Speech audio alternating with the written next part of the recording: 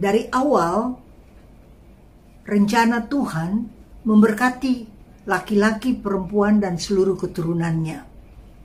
Itu rencana Allah. Dan pasti kalau dia berjanji, dia genapi. Dan ketika semuanya telah diciptakan, firman Tuhan berkata pada ayat 31 daripada Kejadian 1, dia berkata demikian. Maka Allah melihat segala yang dijadikannya itu sungguh amat baik. Pegang firman Tuhan itu. Di mana dia ciptakan laki-laki dan perempuan, dan Allah memberkati mereka, kata firman Tuhan. Beranak cuculah dan bertambah banyak. Jadi seluruh keturunan daripada manusia itu diberkati. Kemudian semuanya sudah diciptakan, dia berkata lagi, sungguh amat baik. Biarlah kita sekalian mengucap ini, karena ini firman Tuhan yang tertulis, kita ucap di dalam kehidupan kita. Sayang sekali manusia itu jatuh dalam dosa.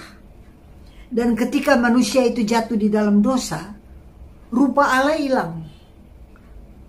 Kabur. Tapi Yesus Kristus datang untuk memulihkan apa yang hilang. Dia pulihkan. Di dalam dia, Kristus Yesus Tuhan, kita manusia ini adalah ciptaan baru. Yang lama sudah berlalu, sesungguhnya yang baru sudah datang. Biar ini kita ucap juga dalam kehidupan kita sehari-hari, supaya kita selalu ada model di mana kita ikut sesuai firman Tuhan, yaitu kita diciptakan segambar dan serupa dengan Allah, dipulihkannya, kita jadi ciptaan baru. Itu terus-menerus biar kita renung-renungkan, dan hari demi hari, karena kan manusia itu banyak godaan, banyak ujian. Nanti kayak mau kepleset, kayak mau jatuh. Ingat, kita telah diperbaharui menjadi ciptaan baru. Yang lama sudah berlalu, sesungguhnya yang baru sudah datang. Dan ketika manusia diciptakan, perkawinan itu, pernikahan itu adalah ciptaan Tuhan, bukan di iblis loh. Tuhan yang menciptakan.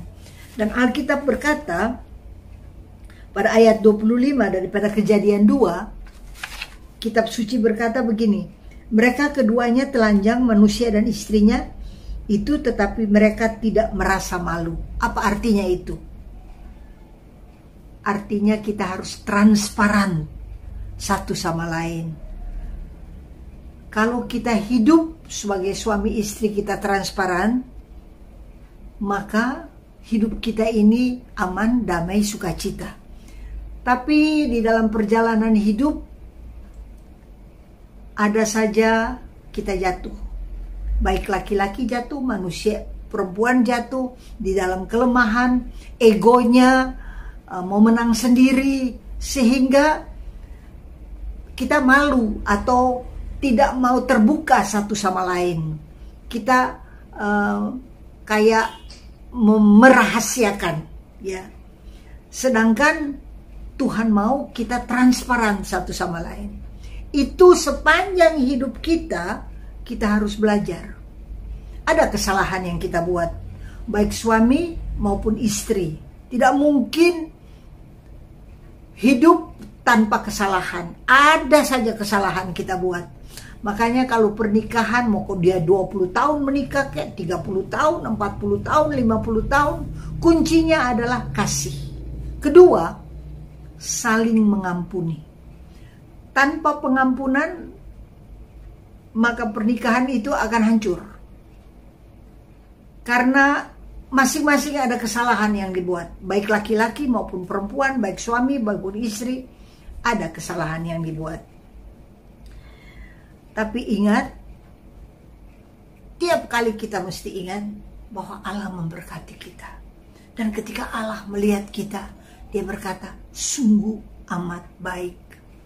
Nah, kalau kita belajar saling mengampuni, itu diperbaharui. Kehidupan pernikahan kita diperbaharui. Gampang diucap, tapi dalam perbuatan kita sehari-hari kadangkala kita tidak lakukan. Kenapa? Ada ego, keras kepala, sombong, tidak mau mengalah. Bagaimana caranya untuk mengikis habis semua ini? Yaitu tekun membaca firman Tuhan, dengar apa yang Tuhan katakan, tekun melihat dalam hidup kita. Kalau kita lihat suami kita salah, kan sakit hati. Dia buat salah, kita sakit hati. Jangan cuma dia yang buat salah, kita juga buat salah, dia juga sakit hati. Dua-dualah. Tapi kalau ada pengampunan, maka kita perbaharui tiap kali.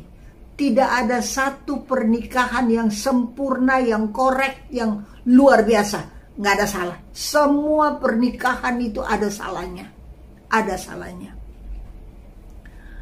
Tapi kalau kita simpan marah, simpan kebencian, simpan kesalahan daripada partner kita, maka pernikahan ini tidak mungkin happy kita. Nah, itu kita belajar seumur hidup. Selama kita bersama-sama, itu belajar dari hari ke hari. Tuhan pasti tolong. Karena Tuhan itu memberikan kepada kita pertolongan yang tidak pernah dia berhenti menolong. Kita ini semua adalah alat di dalam tangan Tuhan. Instrumen. Instrumen itu semahal-mahalnya piano, sehebat-hebatnya piano, kalau tidak ada yang mainkan itu, maka piano termahal pun tidak ada gunanya. Nah, kita ini semua instrumen di dalam tangan Tuhan. Instrumen. Kita minta kepada Tuhan, biar Engkaulah yang pegang kuasa dalam hidup kita, dan Engkaulah yang memainkan kehidupan kita. Perasaan kita serahkan kepada Tuhan. Pernikahan itu, perempuan itu sering kali pakai perasaan. Saya rasa, nah, kan selalu perempuan begitu. Kalau laki-laki pakai pikiran, rasionya dia pakai, inteligensinya yang dia pakai. Jadi dia, saya pikir. Nah, kalau laki-laki begitu, saya pikir. Kalau perempuan, saya rasa. Nggak ketemu ini, saya pikir sama yang saya rasa, saya pikir sama rasa. Tapi kalau kita mempersembahkan kepada Tuhan, kita hanya instrumen di dalam tangan Tuhan. Kita alat di dalam tangan Tuhan. Biar perasaan kita Engkau yang mainkan, Engkau yang kendalikan, Engkau yang tolong, Engkau yang berikan kekuatan. Karena kadang-kala kalau kita ngomong sama suami, suami suka nggak mau denger. Keras kepala, dia nggak mau digurui. Nah, perempuan itu kan kadang-kala berkali-kali ngomong, berkali-kali cerewet gitu. Sedangkan laki-laki nggak mau denger. Tapi kalau kita teduh, kita renungkan, kita juga ada salah. Saya ini sudah 56 tahun menikah. Nggak gampang loh. Sampai sekarang pun tetap ada saling mengampuni. Tapi kalau tidak ada kasih, kesel. Tapi kalau kita minta kepada Tuhan, Tuhan, Engkau mengasihi saya. Engkau memberikan pengampunan kepada saya. Mampu-mampukan saya juga mengasihi, mampu-mampukan saya juga mengampuni. Karena sepanjang hidup kita, kebersamaan kita, pernikahan kita, itu terus-menerus ada pengampunan. Tanpa kasih, pengampunan itu tidak bisa kita jalankan. Tidak bisa. Tapi kalau kita renungkan betapa Tuhan mengasihi kita. Berapa kali kita buat salah di hadapan Tuhan. Berapa kali Dia ampuni kita. Kalau kita renungkan, kita kembalikan kepada Tuhan, maka dalam hidup ini kita bisa hidup damai.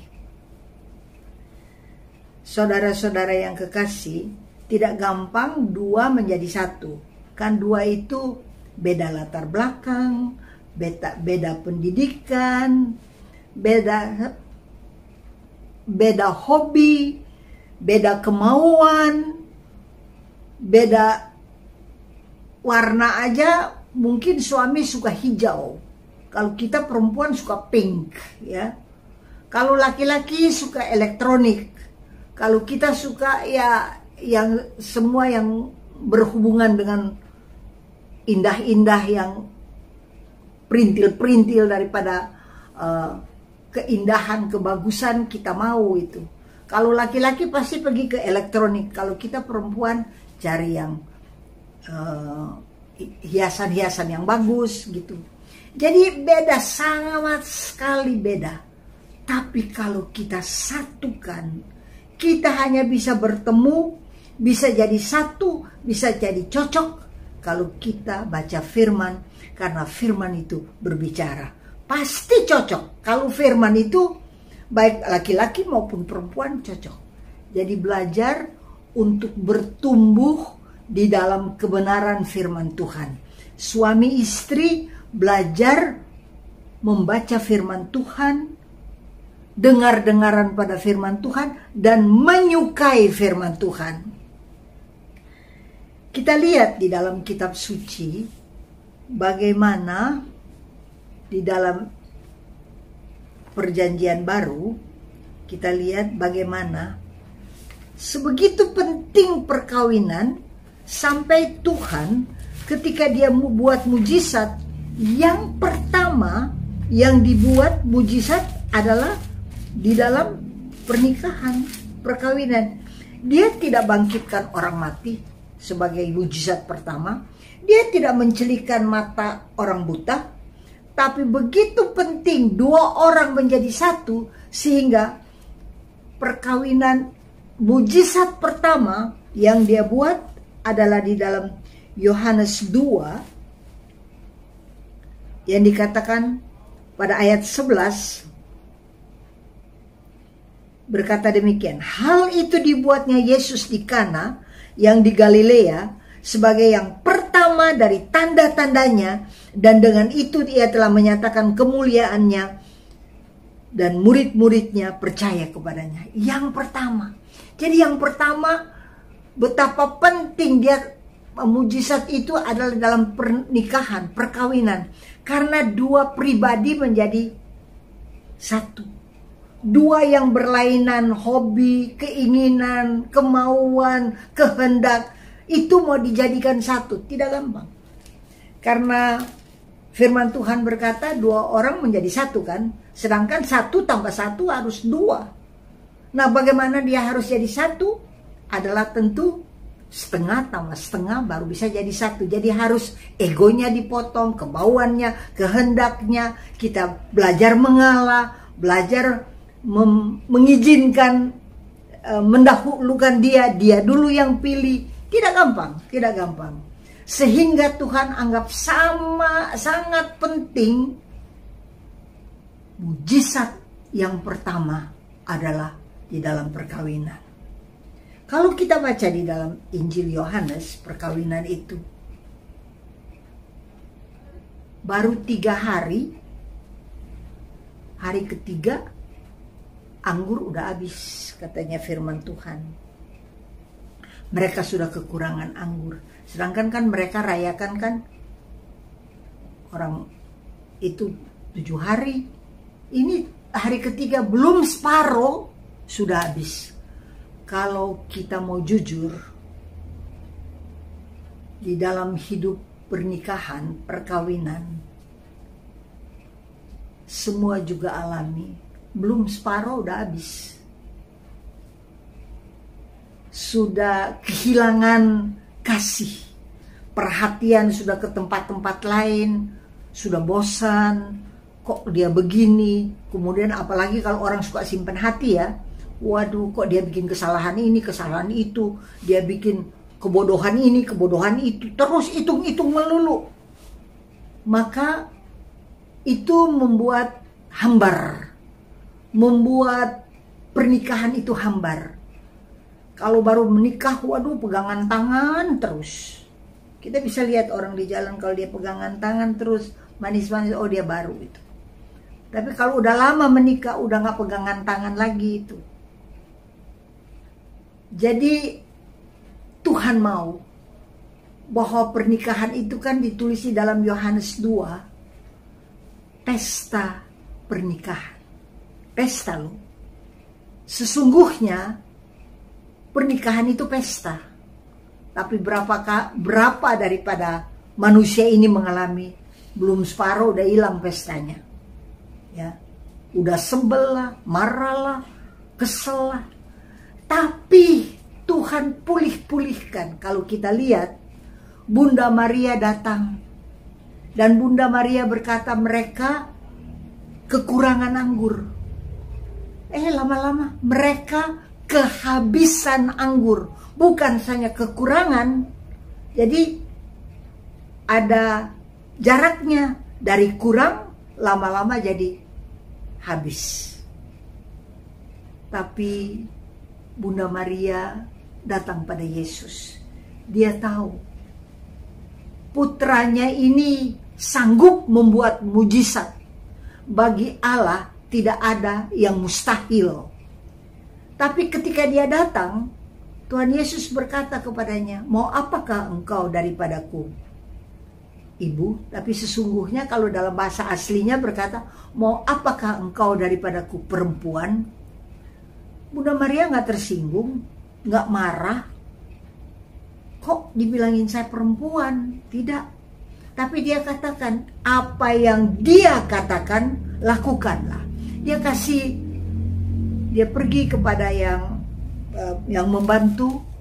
Dia berkata, apa yang dia katakan, lakukanlah. Ambil itu untuk kita dalam pernikahan. Belajar apa yang Tuhan Yesus katakan. Apa yang firman Tuhan katakan, lakukanlah itu. Ini memerlukan pertolongan Tuhan, memerlukan kita bergantung pada Roh Kudus, dan memerlukan kita jujur di hadapan Tuhan. Tuhan, bagian ini saya gagal. Tuhan, bagian ini saya salah. Tuhan, bagian ini saya kurang. Makanya pengakuan itu penting. Kita harus mengaku kalau kita salah. Kita mengaku supaya terjadi rekonsiliasi. Karena tanpa pengakuan, kalau kita mau jalan terus aja tanpa mau dengar-dengar, maka akan kita makin jatuh, dan makin jatuh, dan akhirnya bercerai.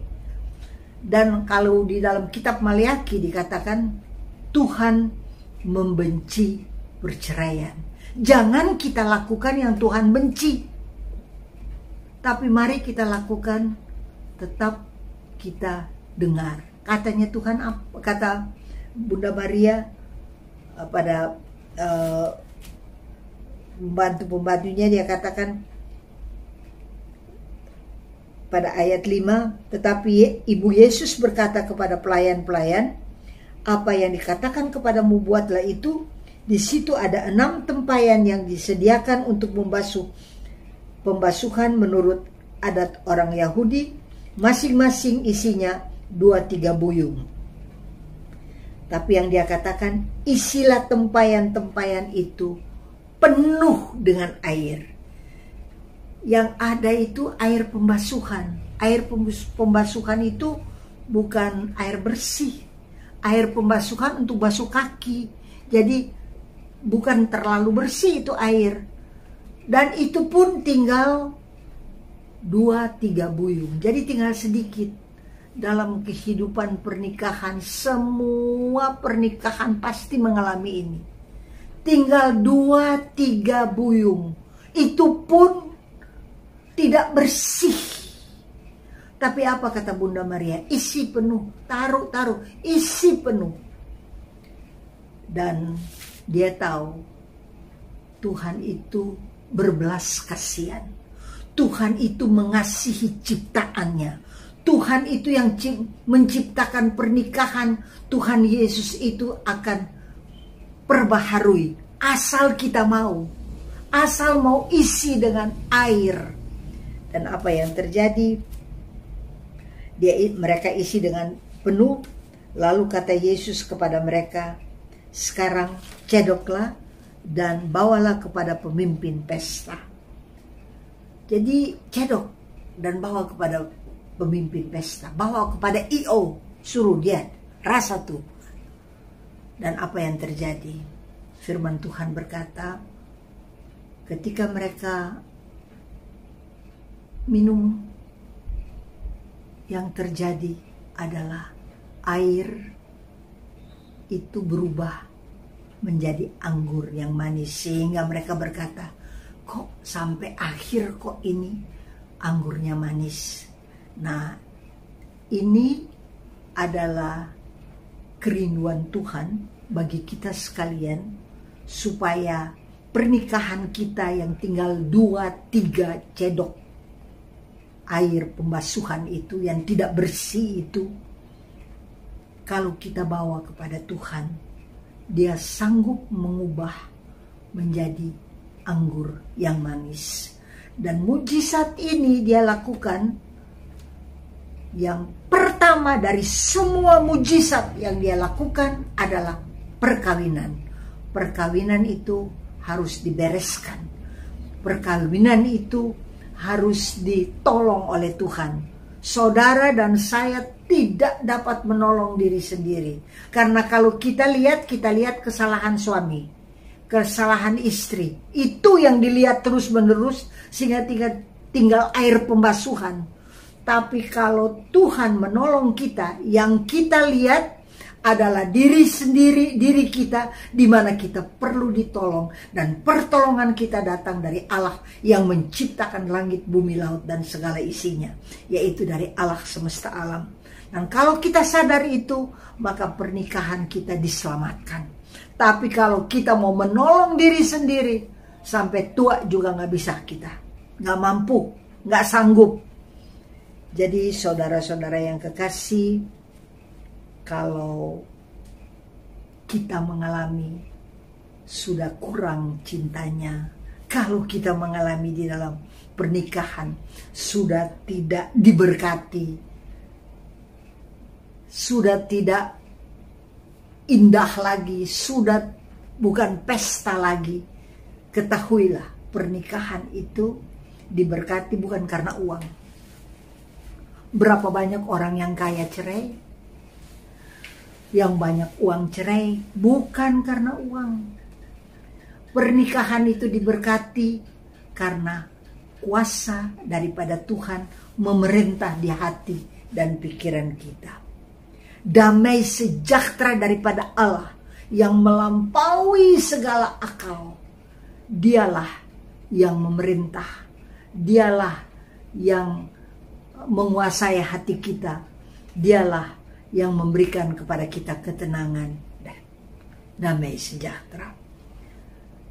Kalau kita mau bertobat, pernikahan kita diberkati. Mau 20 tahun kek, 30 tahun menikah, 40 tahun, 50 tahun. Saya 56 tahun, tetap kita perlu Tuhan. Tetap kita perlu Roh Kudus. Tetap kita perlu baca firman Tuhan, renungkan firman Tuhan, hayati firman Tuhan, lakukan firman Tuhan. Itu yang kita harus perbuat. Kalau kita lihat di dalam kitab suci, di dalam Injil Lukas 2,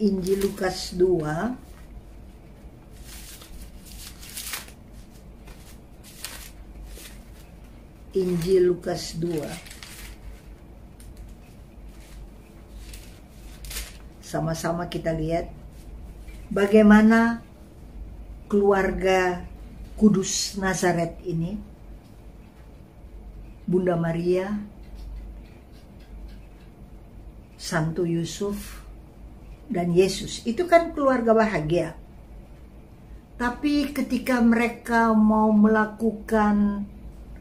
pergi ke Yerusalem, firman Tuhan berkata, mau merayakan hari raya Paskah, maka yang lazim kalau anak umur 12, kalau firman Tuhan bilang pada ayat 42 daripada Injil Lukas 2, ketika Yesus telah berumur 12 tahun, pergilah mereka ke Yerusalem seperti yang lazim pada hari raya itu.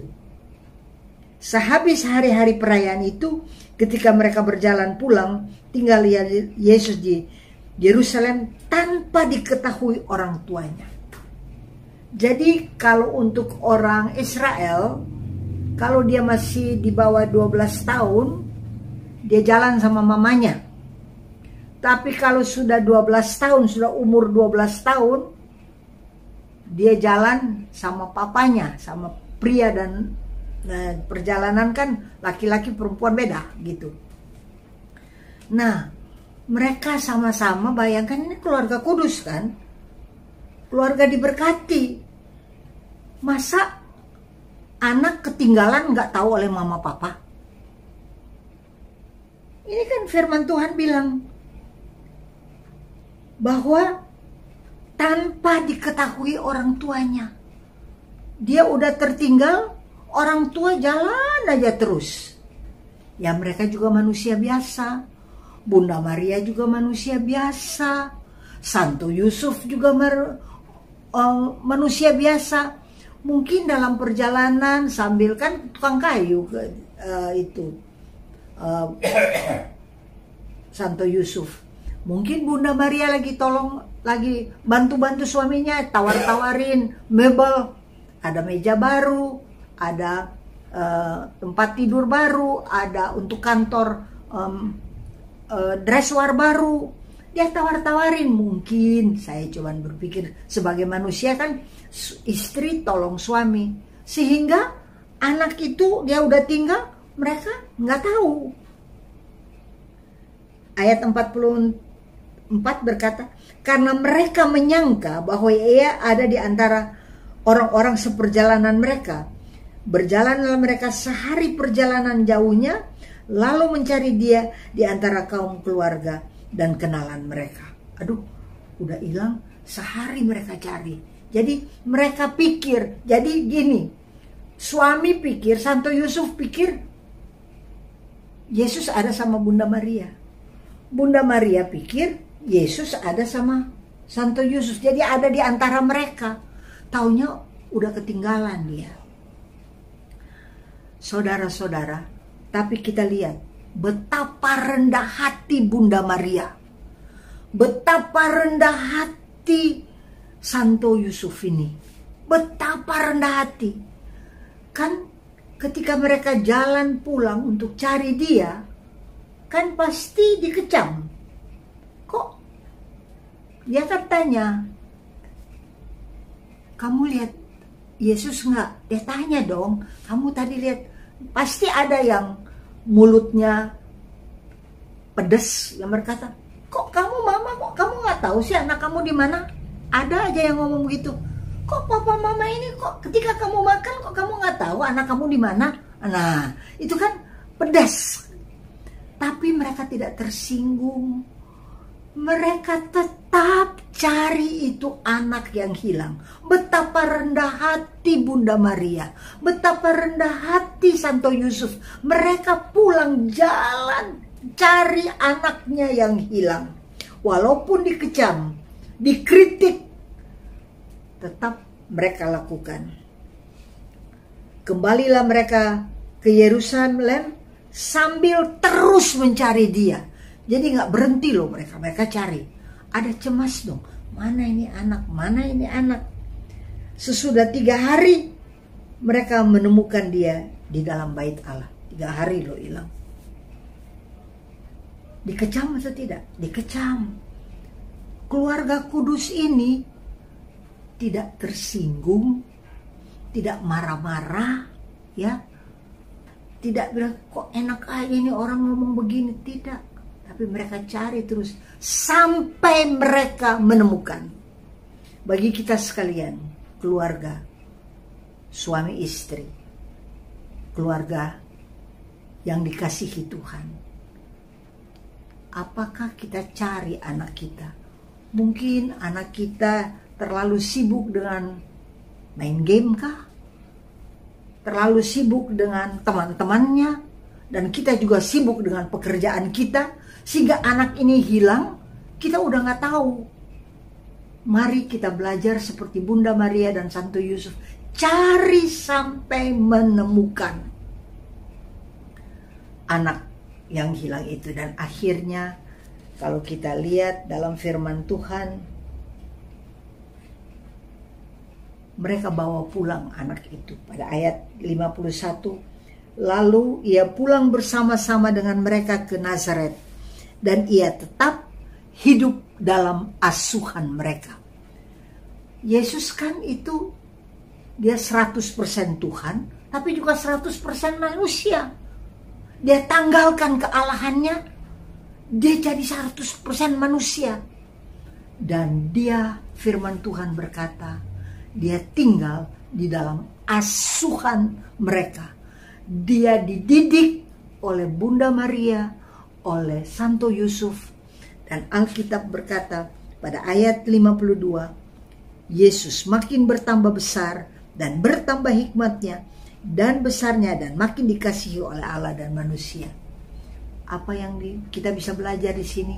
Yesus saja taat dan tunduk. Dan kalau kita lihat Bunda Maria dan Yusuf, ketika mereka kehilangan anaknya, nggak ada nih tertulis di sini, maka bertengkarlah itu suami istri dan saling mempersalahkan. Tidak.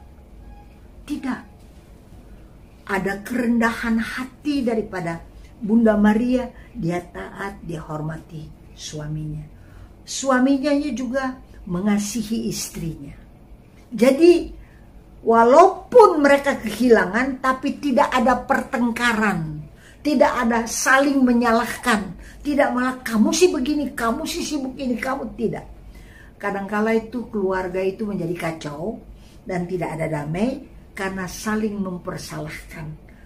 Suami menyalahkan istri, istri menyalahkan suami, kemudian jadi kesel, jadi dongkol, jadi marah. Nah, bagaimana mau diberkati? Tidur nggak baik kan? Sedangkan firman Tuhan mengajar bahwa kita harus memperbaiki sebelum matahari terbenam, beresin semuanya. Tapi semua pernah mengalami, setiap keluarga mengalami. Biarin dia tidur sama marah, dan akhirnya masalah makin besar dan makin besar. Bagaimana keluarga mau diberkati? Jadi kita belajar dari Bunda Maria, kita belajar daripada Santo Yusuf. Mereka kehilangan anak, mereka pasti dipersalahkan oleh orang-orang teman-teman mereka, handai taulan mereka ketika mereka cari, tapi mereka tidak saling mempersalahkan. Mereka cari terus sampai menemukan, dan ketika mereka menemukan, mereka bawa pulang anak ini dan belajar daripada Yesus, taat dan tunduk pada orang tua. Luar biasa. Kalau mau jadi keluarga bahagia, taat dan tunduk. Kita lihat di dalam firman Tuhan, luar biasa Tuhan ajar sama kita sekalian. Kita saling mengampuni, saling mengasihi, ada komitmen dalam hidup kita ini yang harus kita pegang. Komitmen itu saling menghargai, saling menghormati. Kita lihat di dalam kitab Efesus. Sama-sama kita buka kitab Efesus.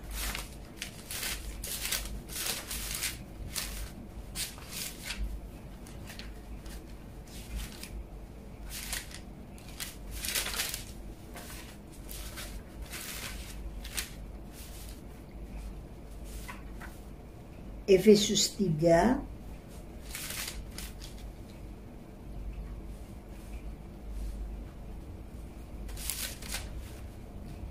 di mana tercatat di sini bahwa kita harus saling menghormati.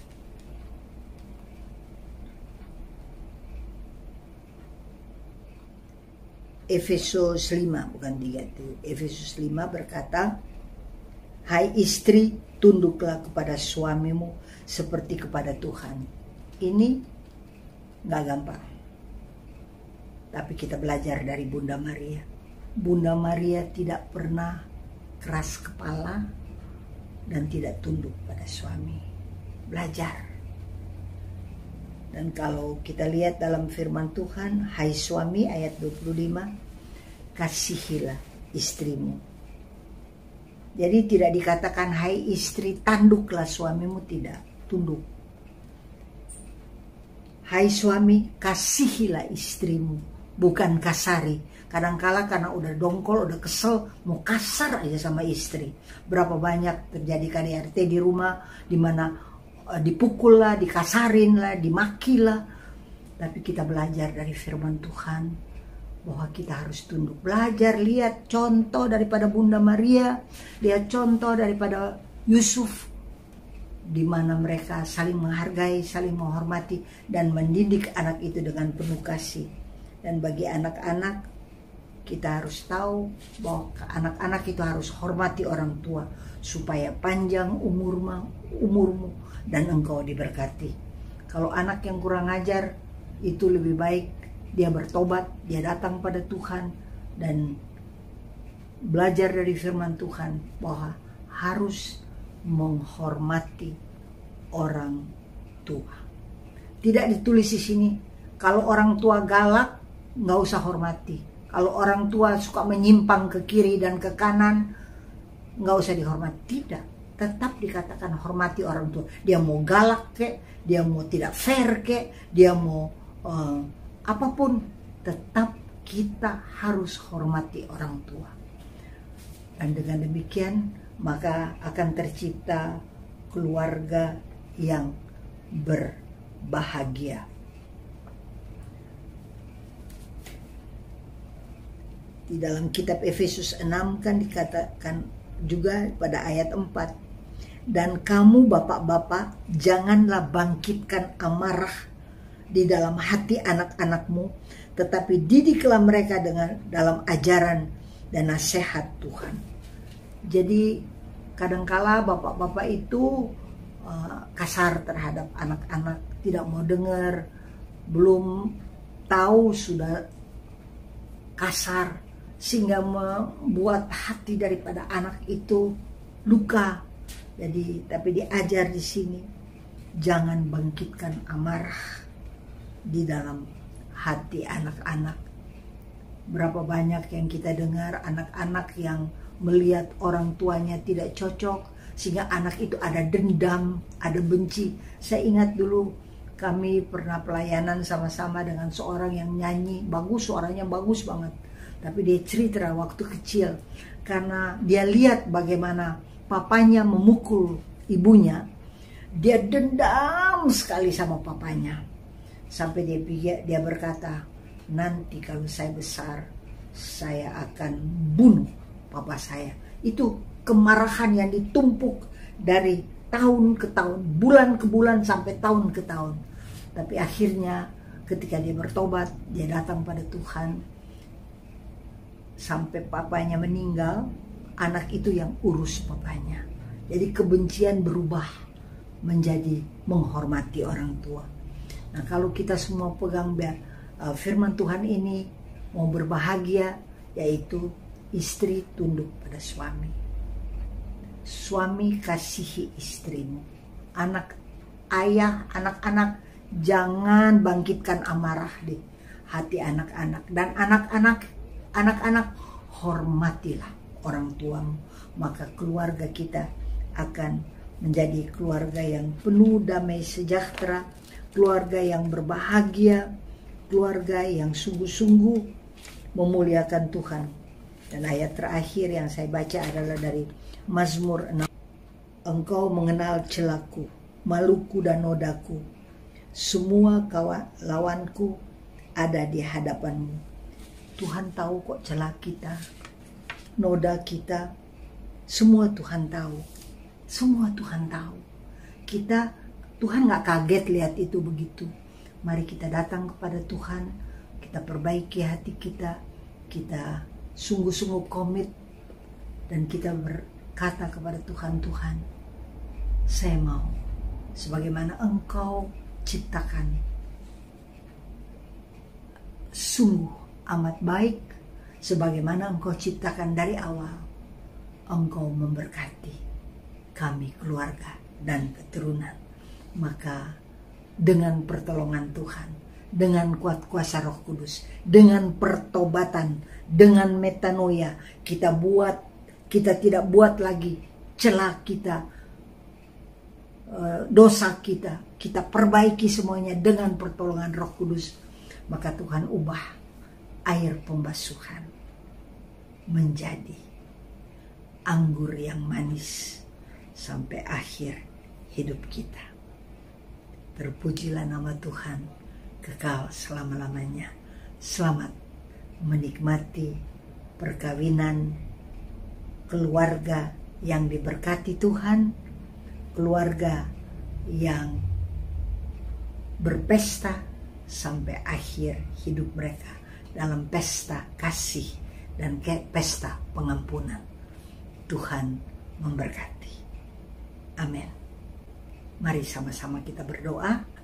Kita datang kepada Tuhan, baik suami maupun istri maupun anak. Kita datang pada Tuhan dan kita menyerahkan celah kita, noda kita, salah kita, pemberontakan kita, semua kenajisan kita bawa kepada Tuhan. Sambil kita menghadap Tuhan dan kita berdoa. Dalam nama Bapa dan Putra dan Roh Kudus. Amin. Kami datang kepadamu Bapa, dalam nama Tuhan Yesus Kristus. Kami mengaku di hadapan-Mu yang Maha Tahu. Kami datang kepadamu Tuhan. Engkau tahu celah kami. Engkau tahu malu kami Tuhan. Engkau tahu noda kami. Engkau tahu kenajisan kami. Engkau tahu semuanya. Kami bawa Tuhan kepadamu Tuhan. Kami minta ampun untuk semua kesalahan yang kami buat. Untuk celah yang kami buat. Untuk noda kami minta ampun kepadamu Tuhan. Basuhlah kami dengan darah-Mu yang kudus. Tuhan, ketika Engkau berada di Getsemani, Engkau begitu takut untuk meminum cawan. Karena di dalam cawan itu ada dosa, ada kutuk, ada penyakit, ada kenajisan kami. Semua itu Engkau takut untuk minum karena itu akan menjadi satu dengan Engkau. Tapi pada saat Engkau begitu takut dan Engkau begitu bergumul, pembuluh darah pecah dan keringatmu berubah menjadi darah. Tuhan, dari kepalamu keluar darah untuk membasuh semua pikiran kami yang negatif, untuk membasuh kesalahan-kesalahan kami, dosa-dosa yang kami buat dengan pikiran kami, dibasuh dengan darah anak domba Allah, dibersihkan pikiran kami, dibersihkan agar kami memiliki pikiran Kristus yang kudus dan yang suci. Engkau menderita bagi kami Tuhan. Engkau dicambuk. Punggungmu dicambuk dengan cambuk di mana ujungnya ada besi dan ada tulang. Dan setiap pukulan cambukan itu membuat tercabut sebagian daripada dagingmu di punggung. Dan akhirnya yang kelihatan adalah tulang yang putih, karena dagingmu tercabut. Tuhan, Engkau menderita bagi kami. Engkau tanggung kesengsaraan ini untuk mencabut semua dosa dan sakit penyakit, kegagalan kami, kemiskinan kami dicabut daripada hidup kami, daripada punggung kami, daripada tanggung jawab kami dicabut semuanya di dalam nama Tuhan Yesus Kristus. Dan Engkau ambil semua dosa kami, semua penderitaan kami, semua penyakit kami. Engkau menderita agar kami boleh lepas daripada penderitaan, lepas dari kutuk, lepas daripada dosa. Karena sudah Engkau pikul, Engkau tanggung. Terima kasih Tuhan.